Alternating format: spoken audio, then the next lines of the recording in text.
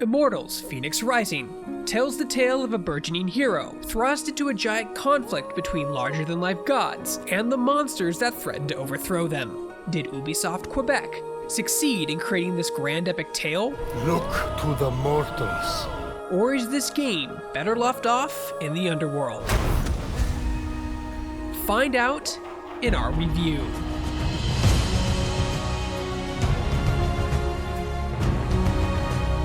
Immortals Fenyx Rising takes place on the Golden Isle, where the evil titan Typhon has subdued the majority of the Greek pantheon and turned all mortals into stone.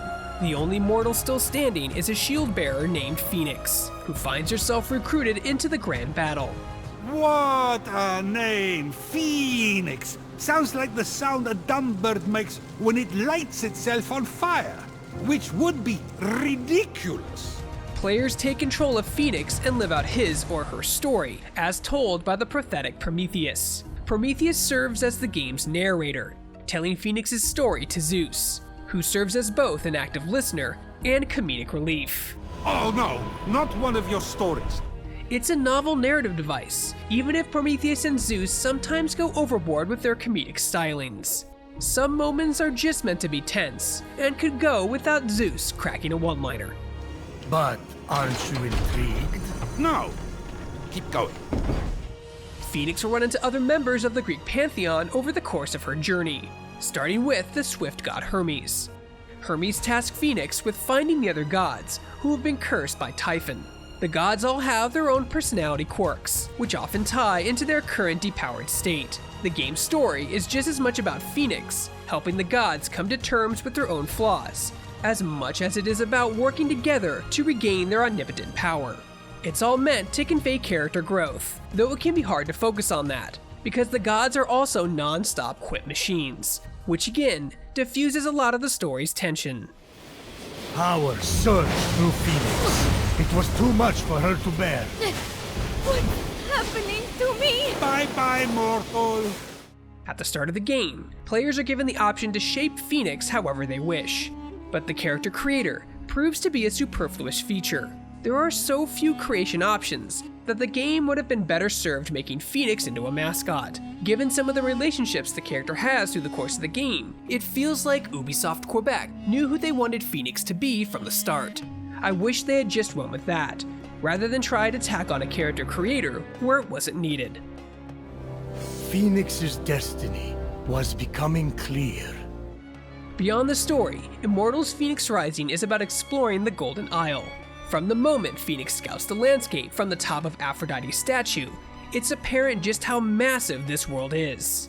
Especially because the view from the top of the statue is just a small fraction of the whole world. And there's a lot to do in this world, including taking on puzzles, trial challenges, legendary bosses, and dozens upon dozens of Vaults of Tartarus, which are puzzle chambers containing Zeus's lightning bolts, as well as other inventory pieces and crafting materials.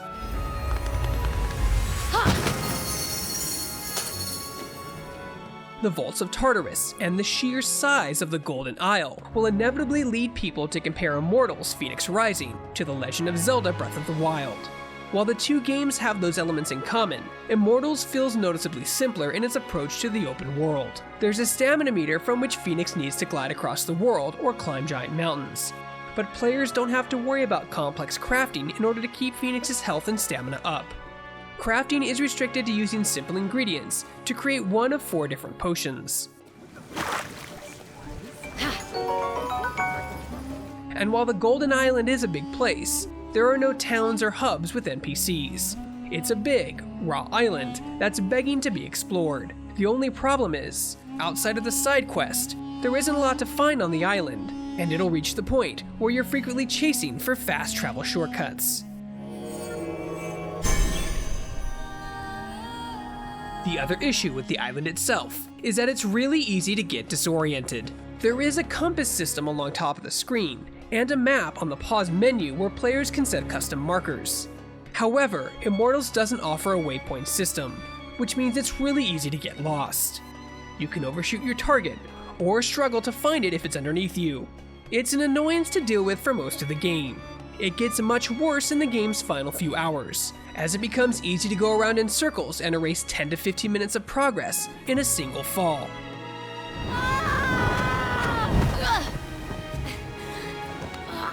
The Vaults of Tartarus are just as bad in this regard, offering no dungeon map or any indicator of Fenyx's location. While this isn't a big deal in the smaller vaults, the larger ones make it easy to get lost or go off on completely different paths. I was even able to start one objective in the final vault and somehow found myself going down a path for a totally different one, just because the way forward isn't made clear. Where Immortals starts to shine is with the combat, which has a lot of elements to it, but still feels simple to understand.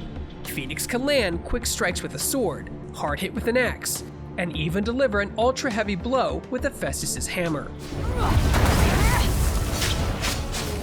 Once players incorporate parries and the game's various godly powers into battle, fights become even more fluid. Sure, the godly powers aren't always useful.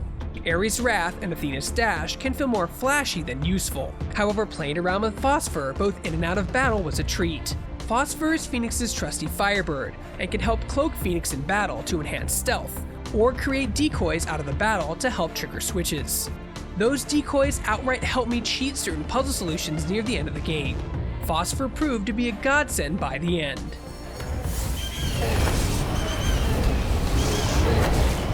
Speaking of puzzle solutions, the Vaults of Tartarus is where Immortals Fenyx Rising is at its best. The vaults all have their own distinct puzzle elements to them, requiring strategy, lateral thinking, and platforming proficiency.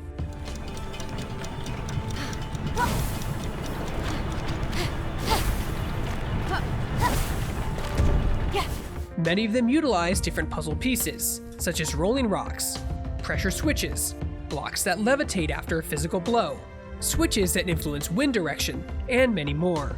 These puzzles are masterfully designed, often requiring heavy thinking without getting overly obtuse. Whenever Fenyx reaches a Zeus lightning bolt on any of the tougher vaults, it feels like an accomplishment. The wings grounded the lightning. They were designed to withstand storms.